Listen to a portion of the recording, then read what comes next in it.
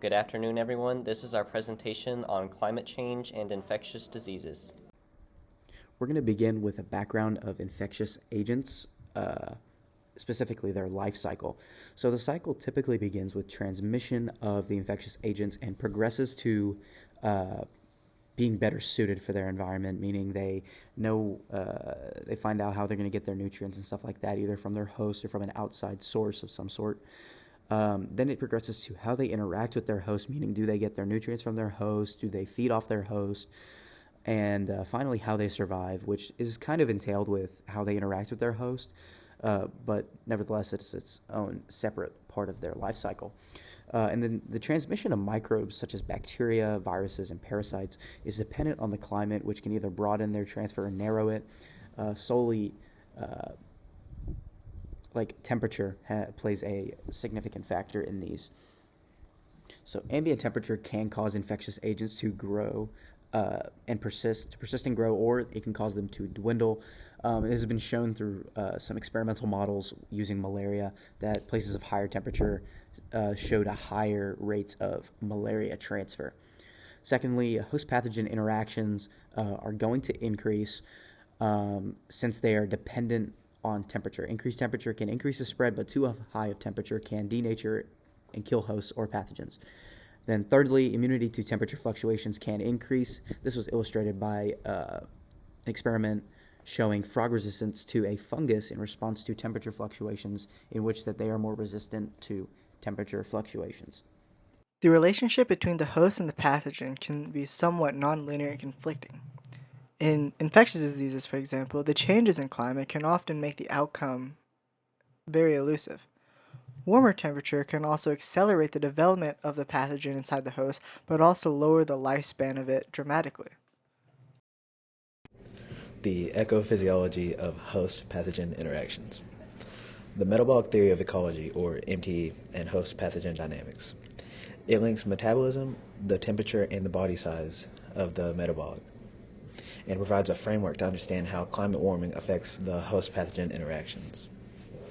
And it reduces the need for species-specific data by using universal metabolic principles. The importance of MTE in disease modeling. It integrates with epidemiological models to forecast pathogen development and survival. It predicts shifts in infection patterns and disease peaks under warming scenarios.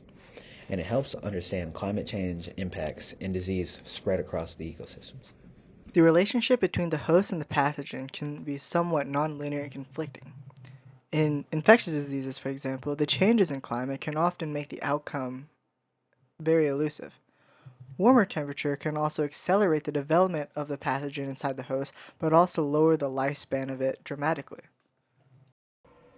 Climate change can impact ecosystems and their resistance to disease. If climate change causes a species extinction, the biodiversity within that ecosystem will decrease. This allows an easier transmission of disease. Extinction of parasites can be particularly impactful. Since parasites, such as the tick, transmit diseases frequently, a drop in parasite diversity reduces the competition for pathogens.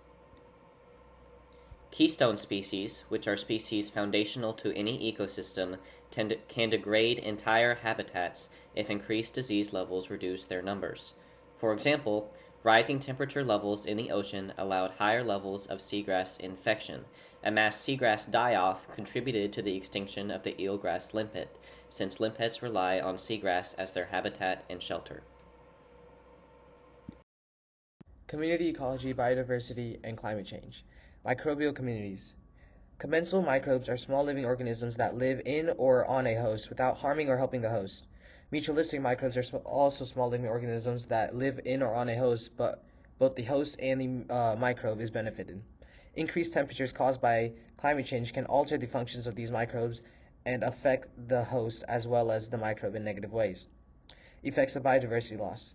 Climate change has accelerated the extinction of many species and could cause some plants or animals to be less abundant in the wild. This can lead to ecosystems failing due to an unstable food chain. This can also cause issues for humans. Humans will suffer from the lack of food and medications that are deprived from these plants. shifts in behavior, movement, and phenology of hosts and parasites. Phenology is a study of how climate and changes in seasonal patterns affects interactions among plants and animals, as well as their life cycles. Trends in species migration. Many species migrate to get to warmer temperatures, but due to global warming, many species migration behavior has declined. Along with this decline, parasites and infections are more common in those species. Phenological changes in pathogenic life cycles. With the climate getting warmer and seasonal patterns changing, many infectious agents now have longer life cycles and are more present throughout the year. Climate change effects on developmental stages. Climate change has allowed infectious diseases to spread much faster, as an organism in its developmental stages may lack an immune system that is capable of fighting off these diseases. For the outlook and future challenges, we use these mechanist models and drivers, and this helps stimulate the process that drives infectious diseases, what promotes it and what makes them successful, or what diminishes them and makes these pathogens a failure. This gives us a better understanding of how the spread occurs, and this takes into account temperature, humidity, environment, and climate states. It also gives the factors that help or suppress the spread of infectious diseases. Climate change alters the survival of pathogens and their hosts differently across different systems. This results in whether and how diseases spread. Different ecosystems may vary in the ways diseases are transmitted. Disease interactions are very complex. This creates the possibility of cascading effects or a domino effect. Consequences for conservation and human health. The wildlife diseases have a dramatic effect on human health and through zoonotic transmissions, and you can see this as like a COVID-19 or Lyme disease, like a disease within our food.